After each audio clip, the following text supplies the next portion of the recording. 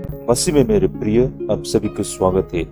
आज का विषय है जब लोग शंका करें सत्य की रक्षा कैसे करें। भाई और बहनों, जब लोग आपकी सच्चाई पर शंका करते हैं तो आप अपनी सच्चाई को किस तरह रक्षा करते हैं, आज हम इसे प्रेरित पौलुस के अनुभव से सीखेंगे। आज का अध्ययन करने का रहेगा 2 कोरिन्थी 4 अध्याय 1 से लेकर 6 पद तक। आप सभी हमारे साथ बने रहिएगा। प्रभु आप सभी को ढेरों आशीष करें। भाई और बहनों, यह पत्र प्रेरित पौलुस ने लिखा था, जो यीशु मसीह के प्रमुख प्रचारक और सेवक थे, और यह पत्र कोरिन्थ नामक शहर के मसीह लोगों को लिखी गई थी। कोरिन्थ उस जमाने में एक बहुत ही बड़ा और व्यस्त शहर था, जहां बहुत सारे लोग अलग अलग विश्वास और जीवन शैली में रहते थे। अब वहां पर कौन सी समस्या थी? उस जमाने में जैसे कुछ लोग प्रेरित पौलुस को झूठा कह रहे थे। वो कह रहे थे कि पौलुस धोखा देती है, चालाकी करती है और सच्चे संदेश को बदल देती है। साथ ही कुछ लोग यीशु मसीह की सच्चाई को नहीं मान रहे थे। उनकी सोच और उनका मन अंधकार में थे, यानी कि वे सच्चाई को समझ नहीं पा रहे थे। लोगों की प्रेरित पौलुस पर भरोसा कमजोर हो रही थी।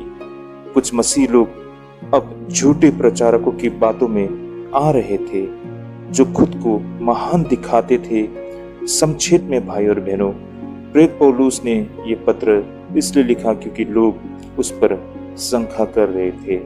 उन्होंने बताया कि वह सच्चाई के साथ ईश्वर का कार्य कर रहा है, और यह भी समझाया कि जो लोग सच्चाई को नहीं मानते उनके दिलों में आत्मिक अंधकार है, लेकिन ईश्वर की रोशनी सब कुछ बदल सकती है। तो इस तरह भाई और बहनों, प्रेरित पौलुस की निजी अनुभव से आज आप और हम क्या सीख सकते हैं? जब लोग हम पर शंका करते हैं तो हम सच्चाई को किस तरह रक्षा करें। हम देखते हैं 2 कोरिन्थी 4 अध्याय 1 पद से, जैसे यहाँ लिखा है, इसलिए जब हम पर ऐसी दया हुई कि हमें यह सेवा मिली तो हम हियाव नहीं छोड़ते। प्रेरित पौलुस कहता है कि उसे जो कार्य ईश्वर ने सौंपा है उसमें वह कभी हार नहीं माना। यही कारण जब हमें कोई अच्छा और सच्चा कार्य करना हो तो हमें धैर्य और भरोसे के साथ करना चाहिए, चाहे लोग हमें गलत समझे या रास्ता मुश्किल हो। आगे हम देखते हैं 2 पद में, जब हम पर शंका की जाती है और हम पर आरोप लगाया जाता है तो हम सच्चाई को किस तरह सामना करें। भाई और बहनों, हमें सच्चाई और ईमानदारी से कार्य करना होता है।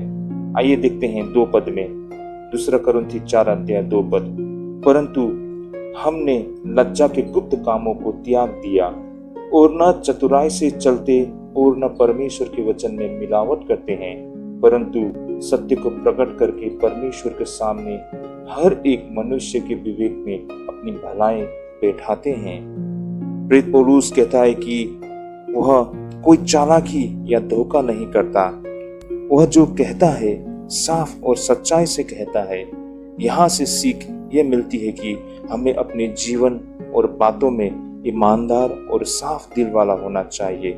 किसी को भड़काने या धोखा देने की कोशिश नहीं करनी चाहिए। भाई और बहनों, लोग हम पर जितना भी शंका करे, जितना भी हम पर इल्जाम लगाए, लेकिन हमें सच्चाई और ईमानदारी को नहीं छोड़नी चाहिए। हमें अपने विश्वास में अटल रहना चाहिए।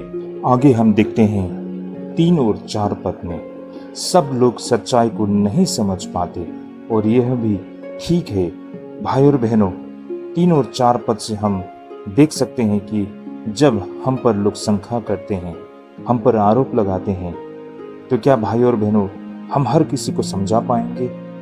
3 और 4 पद में प्रेरित पौलुस का अनुभव क्या कहता है? परंतु यदि हमारे सुसमाचार पर पर्दा पड़ा है तो यह नाश होने वाली ही के लिए पड़ा है, और उन अविश्वासियों के लिए जिनकी बुद्धि को इस संसार के ईश्वर ने अंधी कर दी है, ताकि मसीह जो परमेश्वर का प्रतिरूप है उसके तेजोमय सुसमाचार का प्रकाश उन पर न चमके। सब लोग सच्चाई को नहीं समझ पाते हैं, और इसमें काफी हद तक सच्चाई है भाई और बहन। कुछ लोग सच्चाई नहीं समझ पाते हैं क्योंकि उनका मन गलत चीजों से अंधा हो गया है। प्रेरित पौलुस इसे शैतान द्वारा आंखों को बंद करना कहते हैं। भाइयों और बहनों, यहाँ से हम जो सीख ले सकते हैं वो ये है कि जब लोग हमारी बात नहीं समझते या सच्चाई को नकारते हैं तो हमें धैर्य रखना चाहिए। हर किसी को समझाना आसान नहीं होती है। भाइयों और बहनों, लोग हम पर शंका करते हैं, हमारे सच्चाई पर उंगली उठाते हैं, उस वक्त हमें धैर्य बनाए रखना होता है और हमें ये कतई नहीं सोचना है कि हम हर किसी को जवाब दें और हर किसी को हम समझाएं। यह संभव है भाइयों और बहनों, चाहे विश्वासी हो या अविश्वासी। ऐसे बहुत सारे विश्वासी और अविश्वासी लोग हैं जो इस संसार के अंधकार से ग्रस्त है, जो सच्चाई को सुनना समझना नहीं चाहते हैं, वो अपने ही संसार में व्यस्त है। भाइयों और बहनों, हमें कभी लगता है कि हम उन्हें समझा पाएंगे, लेकिन भाइयों और बहनों, हकीकत ये भी है कि वे लोग अंधकार की दुनिया से ग्रस्त है। उनकी दृष्टि फिलहाल के लिए जा चुके हैं, सच्चाई को वो देख नहीं पाते हैं। ऐसे में उन्हें समझा पाना असंभव है। यही कारण भाई और बहनों, हमें धैर्य बना के रखना होता है। हम हर किसी से लड़ नहीं सकते हैं, हर किसी को हम समझा नहीं पाते हैं। अगर हम उन्हें समझाने जाएंगे तो ये पत्थर को समझाना होगा। आगे हमें खुद की नहीं सच्चाई की बातें करनी चाहिए।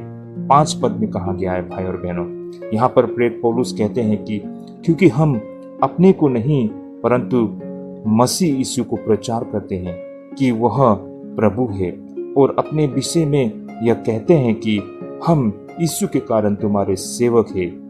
आमीन। भाई और बहनों, प्रेरित पौलुस कहते हैं कि वह अपनी तारीफ नहीं करता बल्कि यीशु के विषय में बताते हैं। यहाँ से जो सीख हमें मिलती है वो ये है कि हमें अपने जीवन में घमंड नहीं करना चाहिए, बल्कि अच्छे कार्यों और सच्चाई को आगे रखना चाहिए। भाई और बहनों, आज के समय में ये एक हकीकत बन चुका है। हम में से बहुत सारे सेवक, उनको लगता है कि वो योग्य है, यही कारण परमेश्वर ने उन्हें चुना है, और वो भूल जाते हैं वो कहाँ थे और आज वो कहाँ है। आज वो उनके पास जो कुछ है उसे लेकर वो बहुत घमंड करते हैं। वो भूल गए हैं कि वो कैसे थे और परमेश्वर ने उन्हें किस तरह खड़ा किया है। बहुत दुख की बात है भाई और बहनों, हम योग्य थे इसलिए परमेश्वर ने नहीं चुना है। वास्तव में भाई और बहनों, हम अयोग्य थे और परमेश्वर ने हमें योग्य बनाया है। इस सच्चाई को हमें समझना होगा। यही कारण हमारा जीवन में हमारा केंद्र बिंदु हम नहीं, परमेश्वर होना चाहिए। लोग आज ऐसे हो गए हैं जो परमेश्वर को पीछे रख के अपने आप को आगे रखते हैं। आखिर में यहाँ पर 6 पद में हम देख सकते हैं, ईश्वर की रोशनी से हम सच्चाई को पहचान सकते हैं।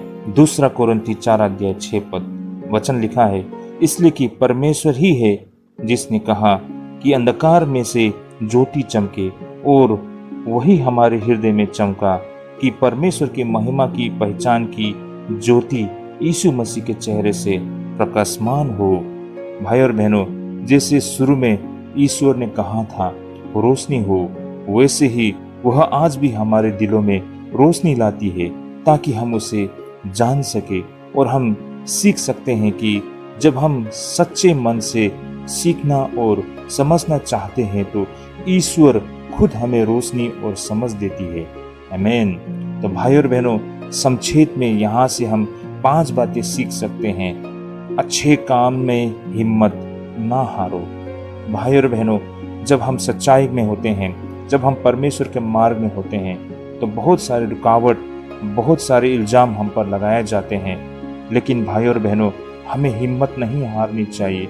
हमें दुखी होकर उस मार्ग को नहीं छोड़ना चाहिए, हमें डटे रहना चाहिए। दूसरी बात भाई और बहनों, सच्चाई और ईमानदारी से बातें करो। हमारे जीवन में हर एक प्रकार की परिस्थिति आती हैं, लेकिन भाई और बहनों, जब हम सच्चाई और ईमानदारी को छोड़ देते हैं तो हमारा कार्य व्यर्थ हो जाता है। किसी भी परिस्थिति में हमें सच्चाई के साथ बने रहना है और हमें ईमानदार रहना है।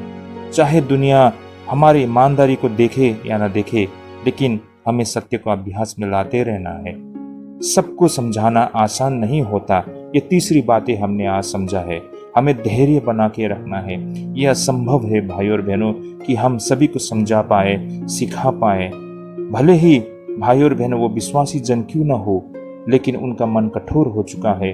उन्होंने अपने कानों को सच्चाई को सुनने के लिए दूर कर लिया है। हकीकत से उन्होंने अपने मुंह मोड़ लिया है। ऐसे में भाइयों और बहनों, जब तक सही समय नहीं आए, ऐसों को हमें छोड़ देनी चाहिए। और हमें भाइयों और बहनों, चाहे वो कुछ भी कहे, हमें धैर्य बना के रखना है। ये जरूरी नहीं है कि हम उसे अपनी बातों से उन्हें समझा सके। उसी तरह भाइयों और बहनों, हमने चौथी बातें यहाँ से जो आज हमने सीखी है वो ये है कि खुद को ऊंचा मत दिखाओ, सच्चाई को सामने लाओ। भाइयों और बहनों, हमारा केंद्र बिंदु हम नहीं, परमेश्वर होना चाहिए। हमें ये कभी नहीं भूलना चाहिए कि हम कहाँ से थे और आज हम कहाँ हैं, और जो भी कुछ आज हम हैं, ये परमेश्वर की अगुवाई, परमेश्वर के मार्गदर्शन, परमेश्वर की बदौलत हम यहाँ पर है। भाइयों और बहनों, आज भी हमें उतना ही नम्र और धैर्य बना के रखना चाहिए और ईश्वर में आस्था और परमेश्वर की इच्छा को पूरा करना चाहिए। आखिर में हम जो सीख सकते हैं वो ये है कि ईश्वर की रोशनी हमें सही रास्ता दिखाती है। भाइयों और बहनों, ये जीवन बहुत कठोर है और हमारे जीवन में हर प्रकार की मुसीबत आ सकती है, लेकिन भाइयों और बहनों, वचन ही हमें मार्गदर्शन कर सकता है। पवित्र आत्मा ही हमें मार्ग दिखा सकता है। परमेश्वर ही वो शक्ति और सामर्थ हमें दे सकती है। हम अपनी ताकत, अपनी समझ, अपनी बुद्धि से हम कुछ नहीं कर सकते हैं। हमें परमेश्वर में आस्था रखना चाहिए, भरोसा रखना चाहिए, विश्वास रखना चाहिए और परमेश्वर के आज्ञा को पालन करना चाहिए। वचन ही हमें मार्ग दिखा सकता है। ईश्वर की रोशनी हमें सही रास्ता दिखा सकती है। ये बातें हमने यहाँ से सीखा है। भाई और बहनों, आज हमने यहाँ पर प्रेरित पौलुस की निजी अनुभव से हमने देखा है कि जब लोग हम पर शंका करते हैं तो उस वक्त हम सच्चाई को किस तरह से रक्षा करें, किस तरह से उसका मुकाबला करें, किस तरह से इसका सामना करें। इन बातों को यहाँ पर प्रेरित पौलुस की निजी अनुभव में दिखाया है कि प्रेरित पौलुस किस तरह वो शांत रहा, किस तरह प्रेरित पौलुस ने हिम्मत नहीं हारी, सच्चाई और ईमानदारी को बनाए रखा और सबको समझाने के लिए कोशिश नहीं की, लेकिन धैर्य बना के रखा और खुद को ऊंचा नहीं दिखाया, बल्कि परमेश्वर को केंद्र बिंदु में रखा और ईश्वर की रोशनी में वो आगे बढ़ता चला गया। इस तरह से भाइयों और बहनों, लोगों ने उन पर आरोप लगाए, शंका किया, लेकिन उन्होंने सच्चाई की रक्षा की। भाइयों और बहनों, ये हम सब के लिए बहुत ही अच्छी आत्मिक सीख देते हैं। प्रभु इन वचनों के द्वारा आप सभी को आशीष करे। जय मसीह की।